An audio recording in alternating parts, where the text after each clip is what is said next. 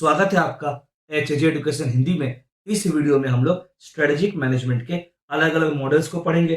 Strategic management के यह सब मॉडल ऑर्गेनाइजेशन को वैल्यूएबल फ्रेमवर्क और टूल प्रोवाइड करते हैं ताकि कंपनी या ऑर्गेनाइजेशन स्ट्रेटजीज को फॉर्मुलेट कर सके, स्ट्रेटजीज को इम्प्लीमेंट कर सके और स्ट्रेटजीज को इवेलुएट कर सके। इन मॉडल्स का प्रॉपर यूटिलाइजेशन करके ऑर्गेनाइजेशन अपने स्ट्रेटेजिक पोजीशन को एनालाइज कर सकती है, अपॉर्चुनिटीज और थ्रेट्स को आइडेंटिफाई कर सकती है, इन्फॉर्म्ड डिसीजन ले सकती है और मार्केट प्लेस में सस्टेनेबल कॉम्पिटिटिव एडवांटेज भी गेन कर सकती है। स्ट्रेटेजिक मैनेजमेंट से रिलेटेड समय के साथ साथ कई मॉडल्स और फ्रेमवर्क डेवलप हुए हैं जिसने ऑर्गेनाइजेशन को स्ट्रेटेजिक मैनेजमेंट के प्रोसेस में गाइड किया है, एक्सटर्नल एनवायरनमेंट को एनालाइज करने के लिए एक स्ट्रक्चर्ड अप्रोच प्रोवाइड किया है, इंटरनल कैपेबिलिटीज को असेस करने में हेल्प किया है, स्ट्रेटजीज बनाने में हेल्प किया है और प्लान्स को इफेक्टिवली एग्जीक्यूट करने में भी हेल्प किया है। चलिए आगे बढ़ते हैं और स्ट्रेटेजिक मैनेजमेंट के अलग अलग मॉडल्स को पढ़ते हैं।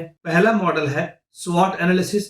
स्वॉट एनालिसिस एक स्ट्रेटेजिक प्लानिंग टूल होता है जो कि ऑर्गेनाइजेशन को उसके स्ट्रेंथ, वीकनेस, अपॉर्चुनिटीज और थ्रेट्स को आइडेंटिफाई करने में हेल्प करता है। स्वॉट एनालिसिस ऑर्गेनाइजेशन के इंटरनल और एक्सटर्नल फैक्टर्स को एनालाइज करने के लिए एक स्ट्रक्चर्ड फ्रेमवर्क प्रोवाइड करता है जो कि ऑर्गेनाइजेशन या प्रोजेक्ट के सक्सेस को प्रभावित कर सकता है। आगे स्वॉट एनालिसिस के 4 कंपोनेंट्स होते हैं। पहला स्ट्रेंथ। स्ट्रेंथ ऑर्गेनाइजेशन का इंटरनल एट्रीब्यूट्स और रिसोर्सेज को दिखाता है जो कि ऑर्गेनाइजेशन को अपने कॉम्पिटिटर्स की तुलना में एडवांटेज प्रोवाइड करता है, या यूं कहें ऑर्गेनाइजेशन को कॉम्पिटिटिव एडवांटेज प्रोवाइड करता है। Strong brand reputation, innovative product और services, skilled workforce, efficient processes और फाइनेंशियल स्टेबिलिटी आदि ऑर्गेनाइजेशन के स्ट्रेंथ में आते हैं। अगला कंपोनेंट है वीकनेस। वीकनेस ऑर्गेनाइजेशन के उन इंटरनल फैक्टर्स को दिखाता है जो कि ऑर्गेनाइजेशन के ऑब्जेक्टिव्स को अचीव करने में हिंड्रेंस प्रोवाइड करता है, रुकावट प्रोवाइड करता है। रिसोर्सेज का limitation, outdated technology, poor management, lack of expertise, negative brand reputation आदि वीकनेस को दिखाता है। अगला अपॉर्चुनिटी। अपॉर्चुनिटी उन फैक्टर्स को दिखाता है जिन्हें यूटिलाइज करके ऑर्गेनाइजेशन एडवांटेज गेन कर सकती है। Emerging marketing trend, technological advancement, consumer behaviour के चेंजेस, कंपटीशन लेवल में कमी आदि अपॉर्चुनिटी के अंदर आता है। अगला थ्रेट। थ्रेट उन फैक्टर्स को दिखाता है जो पोटेंशियली, संभवतः ऑर्गेनाइजेशन के परफॉर्मेंस को नेगेटिवली प्रभावित कर सकता है और कुछ सिचुएशन में ऑर्गेनाइजेशन के एग्जिस्टेंस को भी प्रभावित कर सकता है। डिसरप्टिव टेक्नोलॉजी के आ जाने से भी थ्रेट अराइज हो सकता है। कंज्यूमर के प्रेफरेंसेस और टेस्ट में आए चेंजेस से भी थ्रेट अराइज हो सकता है। अगला मॉडल है पोर्टर्स 5 फोर्स मॉडल। पोर्टर्स का 5 फोर्स मॉडल माइकल पोर्टर के द्वारा इंट्रोड्यूस किया गया था जो कि इंडस्ट्री में कॉम्पिटिटिव फोर्सेस को एनालाइज करने वाला एक स्ट्रेटेजिक फ्रेमवर्क है। यह मॉडल ऑर्गेनाइजेशन को अपने इफेक्टिवनेस को असेस करने में हेल्प करता है और ऑर्गेनाइजेशन को जरूरी इंफॉर्मेशन प्रोवाइड करता है, मार्केट एंट्री से जुड़ा, कॉम्पिटिटिव स्ट्रेटेजी से जुड़ा, रिसोर्सेज एलोकेशन से जुड़ा, ताकि रिलेटेड डिसीजन लिया जा सके, या यूं कहें ऑर्गेनाइजेशन इन्फॉर्म्ड डिसीजन ले सके। चलिए पोर्टर्स 5 फोर्स मॉडल के अलग अलग कंपोनेंट्स को पढ़ते हैं। पहला कंपोनेंट है थ्रेट ऑफ न्यू एंट्रेंट्स। यह कंपोनेंट इस संभावना का आकलन करता है, असेसमेंट करता है कि क्या चांसेस है कि न्यू कॉम्पिटिटर इंडस्ट्री में एंटर कर सकता है और एग्जिस्टिंग कंपटीशन लेवल को डिसरप्ट कर सकता है। फैक्टर्स जैसे कि entry barriers, economies of scale, regulatory requirement आदि मार्केट में न्यू एंट्री को प्रभावित करता है। एंट्री बैरियर्स का मतलब उन फैक्टर्स से है जो नए प्लेयर्स को मार्केट में एंटर करने से रोकता है, और in general sense economies of scale उस कॉस्ट एडवांटेज को दिखाता है जो ऑर्गेनाइजेशन को लार्ज स्केल प्रोडक्शन से मिलता है। अगला कंपोनेंट है bargaining power of suppliers. Suppliers का बार्गेनिंग पावर सप्लायर्स के उन एबिलिटी को दिखाता है जिसकी सहायता से वे लोग सप्लाई के टर्म्स और कंडीशंस को प्रभावित कर सकते हैं। सप्लाई के टर्म्स और कंडीशंस में प्राइसिंग, क्वालिटी और डिलीवरी शेड्यूल इंक्लूडेड होता है। फैक्टर्स जैसे कि सप्लायर्स का कंसंट्रेशन, सब्स्टिट्यूट का अवेलेबिलिटी, स्विचिंग कॉस्ट आदि सप्लायर्स के बार्गेनिंग पावर को प्रभावित करता है। अगला कंपोनेंट है bargaining power of buyers. Buyers का बार्गेनिंग पावर बायर्स के उन एबिलिटी को दिखाता है जिससे वे इंडस्ट्री प्लेयर्स के साथ फेवरेबल टर्म्स को नेगोशिएट कर पाते हैं। फेवरेबल टर्म्स में लोअर प्राइसेस, हायर क्वालिटी और बेटर सर्विसेज इंक्लूडेड होता है। यहाँ भी बायर्स की संख्या, बायर्स का कंसंट्रेशन, सब्स्टिट्यूट की अवेलेबिलिटी, स्विचिंग कॉस्ट आदि बायर्स के बार्गेनिंग पावर को प्रभावित करता है। अगला रेट ऑफ सब्स्टिट्यूट प्रोडक्ट और सर्विसेज। यह फोर्स इस बात का आंकलन करता है, इस बात का असेसमेंट करता है कि अपने नीड्स को फुलफिल करने के लिए कस्टमर्स किस हद तक ऑल्टरनेटिव प्रोडक्ट्स या सर्विसेज पर स्विच कर सकते हैं। सब्स्टिट्यूट्स का अवेलेबिलिटी, अवेलेबल प्रोडक्ट्स या सर्विसेज का क्वालिटी, प्रोडक्ट्स या सर्विसेज का प्राइस और प्राइस के अकॉर्डिंग प्रोडक्ट्स या सर्विसेज का परफॉर्मेंस आदि यह तय करता है कि कस्टमर्स किस हद तक ऑल्टरनेटिव प्रोडक्ट्स या सर्विसेज में स्विच करेंगे। अगला कंपोनेंट है इंटेंसिटी ऑफ कॉम्पिटिटिव राइवलरी। यह कंपोनेंट एग्जिस्टिंग इंडस्ट्री प्लेयर्स के बीच में लेवल ऑफ कंपटीशन को असेस करता है। Number of competitors, market concentration, pricing strategies, industry का ग्रोथ रेट आदि कंपटीशन लेवल के इंटेंसिटी को डिटरमाइन करता है। अगला मॉडल है PESTEL analysis. PESTEL analysis organization के द्वारा यूज किया जाने वाला एक स्ट्रेटेजिक टूल होता है जो कि ऑर्गेनाइजेशन को एक्सटर्नल माइक्रो एनवायरमेंटल फैक्टर्स को इवेलुएट करने में और समझने में हेल्प करता है और यह भी जानने में हेल्प करता है कि कैसे यह सारे फैक्टर्स ऑर्गेनाइजेशन के ऑपरेशंस को प्रभावित करते हैं और डिसीजन मेकिंग प्रोसेस को इम्पैक्ट करते हैं। पेस्टल का फुल फॉर्म होता है political, economic, social, technological, legal और एनवायरमेंटल फैक्टर्स। चलिए आगे बढ़ते हैं और पेस्टल एनालिसिस के अलग अलग कंपोनेंट्स को पढ़ते हैं। पहला कंपोनेंट है पॉलिटिकल फैक्टर्स। गवर्नमेंट का पॉलिसीज, रेगुलेशंस, स्टेबिलिटी और पॉलिटिकल आइडियोलॉजीज पॉलिटिकल फैक्टर्स के अंदर आता है और यह सारे फैक्टर्स ऑर्गेनाइजेशन को और ऑर्गेनाइजेशन के बिजनेसेस को प्रभावित कर सकता है। Taxation policies, trade regulations, government stability आदि भी पॉलिटिकल फैक्टर्स में ही आते हैं।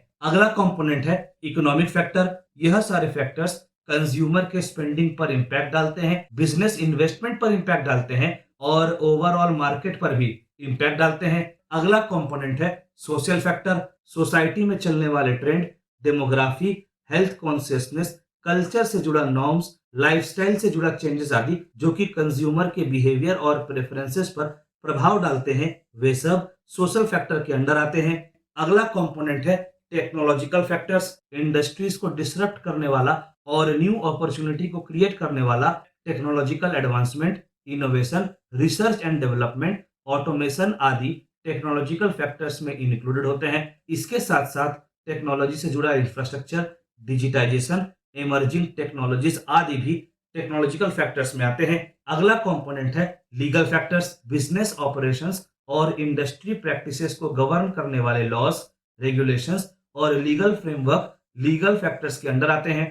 आगे लीगल फैक्टर्स इंक्लूड करता है employment laws, wealth and safety से जुड़ा regulations, consumer protection laws, intellectual property rights आदि। अगला मॉडल है एनसॉफ मैट्रिक्स। एनसॉफ मैट्रिक्स को एच इगोर एनसॉफ ने डेवलप किया था। एनसॉफ मैट्रिक्स एक स्ट्रक्चर्ड फ्रेमवर्क प्रोवाइड करता है जिसकी सहायता से ऑर्गेनाइजेशन ग्रोथ स्ट्रेटजीज को प्लान कर सकती है और एनालाइज भी कर सकती है। एनसॉफ मैट्रिक्स 4 ग्रोथ स्ट्रेटजीज को मिलाकर बना है। पहला स्ट्रेटजी है मार्केट पेनिट्रेशन। इस स्ट्रेटजी के अंदर एग्जिस्टिंग प्रोडक्ट को मार्केट में ज्यादा सेल किया जाता है। यहाँ मार्केट शेयर को इंक्रीज करने के लिए काफी एफर्ट लगाना पड़ता है, जैसे अग्रेसिव मार्केटिंग स्ट्रेटजी को अडॉप्ट करना होता है, प्राइस एडजस्टमेंट करना होता है और प्रोडक्ट इन्हेंसमेंट करना होता है। मार्केट पेनिट्रेशन स्ट्रेटजी में एम होता है कस्टमर्स को अट्रैक्ट करना ताकि वे ज्यादा से ज्यादा प्रोडक्ट्स को परचेस कर सके या कॉम्पिटिटर्स की तुलना में नए कस्टमर्स को गेन करना। अगला स्ट्रेटजी है मार्केट डेवलपमेंट। मार्केट डेवलपमेंट में एग्जिस्टिंग प्रोडक्ट्स को न्यू मार्केट में इंट्रोड्यूस किया जाता है। अच्छा, यहाँ ऑर्गेनाइजेशन नए रीजन में एंटर करके अपना जियोग्राफिक एक्सपेंशन कर सकती है, अलग कस्टमर सेगमेंट को टारगेट कर सकती है या ऑर्गेनाइजेशन नए डिस्ट्रीब्यूशन चैनल में भी एंटर कर सकती है। मार्केट डेवलपमेंट स्ट्रेटजी का एम होता है अनटैप्ड मार्केट पोटेंशियल को कैपिटलाइज करना या एग्जिस्टिंग प्रोडक्ट के स्ट्रेंथ को लिवरेज करना। अगला स्ट्रेटजी है प्रोडक्ट डेवलपमेंट। प्रोडक्ट डेवलपमेंट का फोकस होता है एग्जिस्टिंग मार्केट में नए प्रोडक्ट्स को क्रिएट करना नए प्रोडक्ट्स को इंट्रोड्यूस करना, फीचर्स को इनहेंस करना, फंक्शनैलिटी को इनहेंस करना, ताकि कस्टमर की नीड्स और प्रेफरेंसेस को मीट किया जा सके।